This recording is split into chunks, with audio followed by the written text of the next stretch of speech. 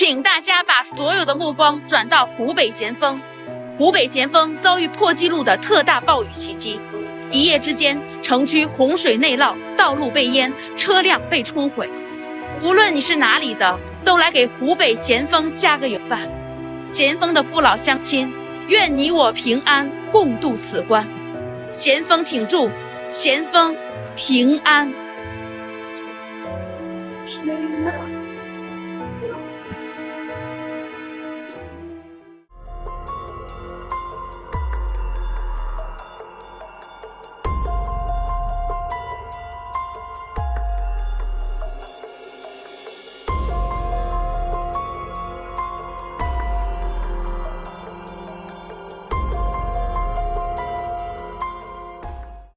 据中国天气网报道，暴雨袭击了大半个中国。6月30号以来的这几天，内蒙古、黑龙江、山东、广西、广东等地都出现大到暴雨，局部地区甚至有大暴雨。7月1号凌晨，湖北恩施咸丰县爆发洪灾，一夜之间几乎是全城被淹，许多车辆被冲走，洪水现场触目惊心。有博主直呼第一次见长这么大的洪水。另外，一场暴雨在深夜袭击河南西峡县，引起了山洪爆发。河南一家公司外包的项目的工人所住的板房被洪水冲走。最近，贵州省榕江县遭遇30年来最大的洪灾，当地居民大逃亡。今天，我们就来聊一聊这些话题。湖北恩施咸丰县遭遇强降雨天气，城区被淹严重，大量汽车冲入了河道。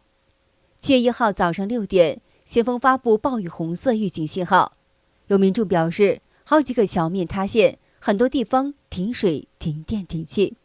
根据路媒的报道表示，至第二天早上8点，咸丰出现了强降雨，最大单小时雨量为79.5毫米，降雨量达到342.2毫米，分别打破当地观测史单小时和单日降雨量记录。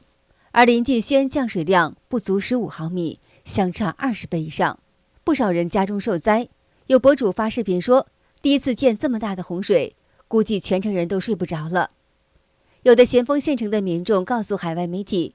，6月30号晚间突然间下暴雨，他们没有收到预警，商铺全部被淹。这里淹得很严重，有条河水全满了，水淹到店铺，好多车被冲到下游去了，路上全是黄泥。现在的水和淤泥都没排出去。大坝和南门、十字街是最严重的地方，现在有的地方来电了，有的地方还没有来电，手机信号很弱。有咸丰县城的民众告诉海外媒体，整个县城2/3都被淹了，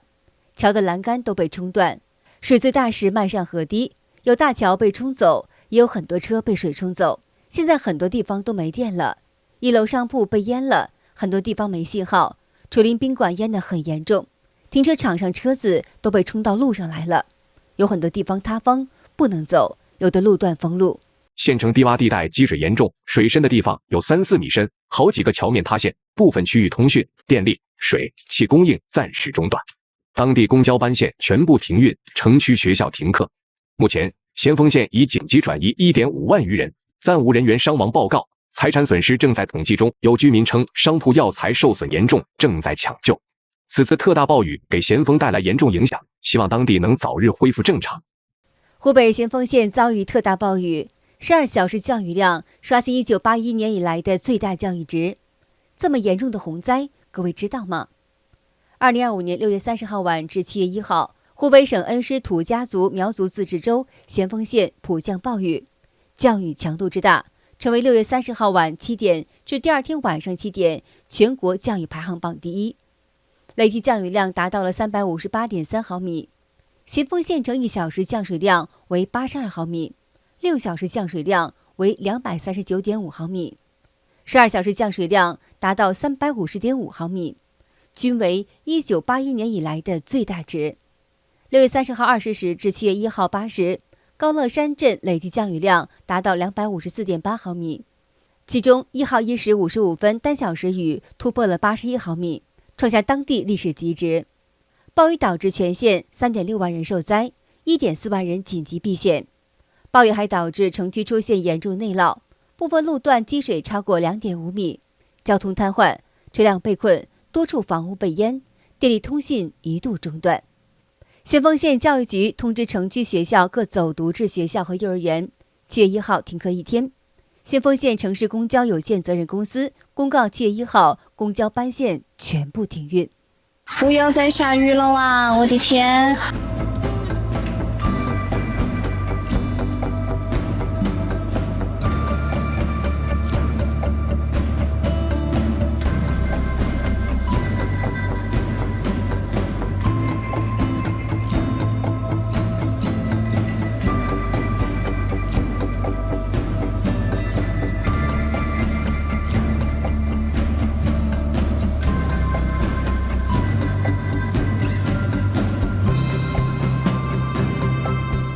官方宣称，造物人员伤亡报告、财产损失在统计当中。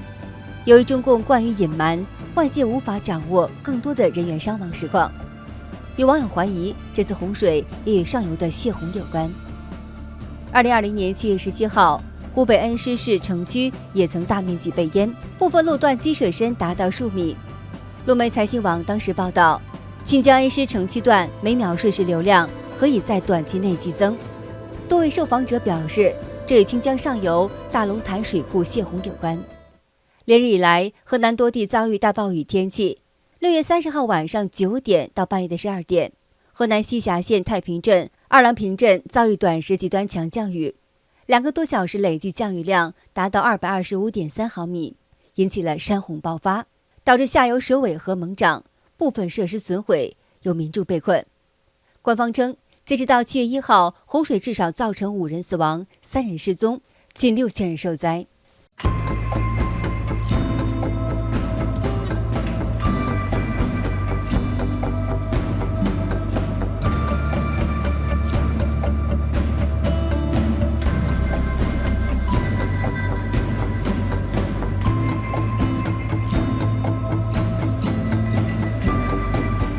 我们通过无人机的镜头可以看到现在这个水位已经下降了，但是呢，水流依然很湍急。我身后可以看到，就是此次洪水对于当地的一些树木，包括工程车辆所造成的一些损害，可以看出来当时水的威力还是非常的大。我们了解到，就是在这个洪水来之前啊，这里是一个正在建设中的厂房。当地政府部门人员称，河道涨水以后，道路、桥梁等基础设施受损严重。期间，一些村民种植大棚等也被冲毁，灾情尚在统计之中。该工作人员透露，这次失联的民众主要是属于当地一处在建厂房的施工人员，这些施工人员没有能及时撤离。河南南阳市科纳森材料公司相关负责人称，该公司暂未正式营业，还在修建厂房，厂房外包给了一个包工头，包工头聘请了一些工人。7月1号上午发现工人住的板房被冲走了。截止到目前为止，已经有2名工人获救，3人死亡，5人失联。2名获救的工人向大陆的记者讲述了当时被救的惊险一幕。上，着急！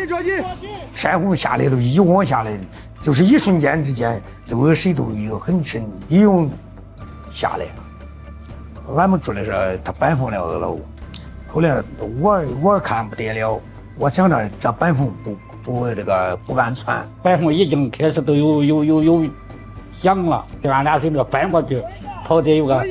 厨房上面，那厨房上面是那个砖墙，他打这个要这个什么春木走之类的人是那个用那个吊车，是哥俩从那房上吊上去，是吊了一个斗子，俺们2个人俺们坐到铁斗子里头，俺们吊上去。一看见吊车里都有希望，那心里是肯定是很激动。位于西峡县太平镇的老界岭景区受灾明显，一名游客反映，昨晚下雨后住的民宿快停电了，雨水从3楼平台往2楼倒灌。晚上10点左右，该游客发现附近道路有车辆被困，他和朋友用绳子勾住车辆，救出车内人员。今早下山时，他们看到主要道路已经被雨水冲断，目前老界岭景区水位已回落，游客全都安全撤离。一汽车遇山洪冲下河道，倒挂在河边。目击者潘先生讲述，他与朋友们在几十秒内救出车里4个人的经过。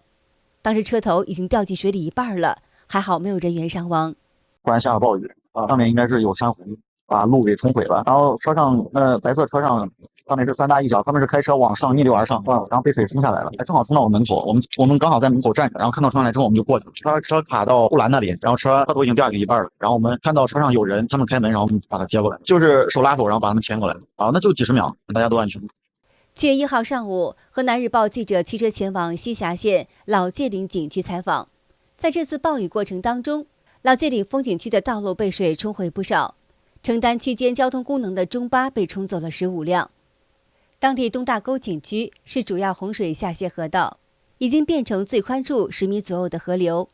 浑浊的河水咆哮着冲向下游，满河床都是大大小小的石头，有些河道护坡也被冲垮，路面上明显可见不少淤泥和碎石。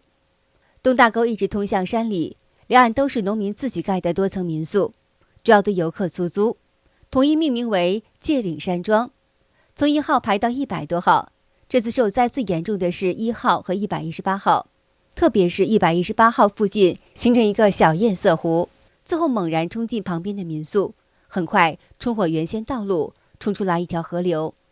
1号院屋主是51岁郝某，他家1楼进水大概是1.5米深，所有的家具电器全部泡在水里。隔壁118号是封某家，院里堆积着1米厚的淤泥和石块，还有一棵被冲下来的7、8米长的大树压在2辆深埋在泥土中的汽车上。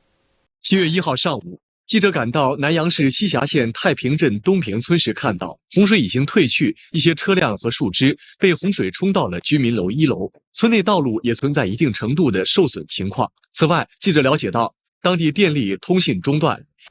另外，受到持续强降雨，还有上游持续的泄洪影响，最近中国贵州省榕江县遭遇30年来的最大洪灾。继几天前一波洪水之后，6月28号，官方将防汛2级应急响应提升为1级，意味着洪水升级，当地居民大逃亡。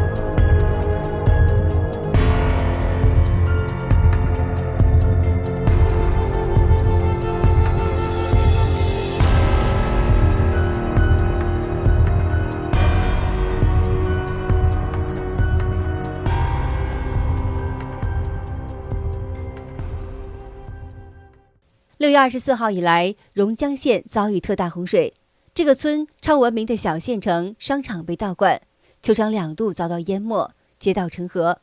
有6个人在洪灾中不幸罹难。28号，榕江县再遇洪峰袭击，应急响应升至1级，全城拉响警报，全县人员撤离。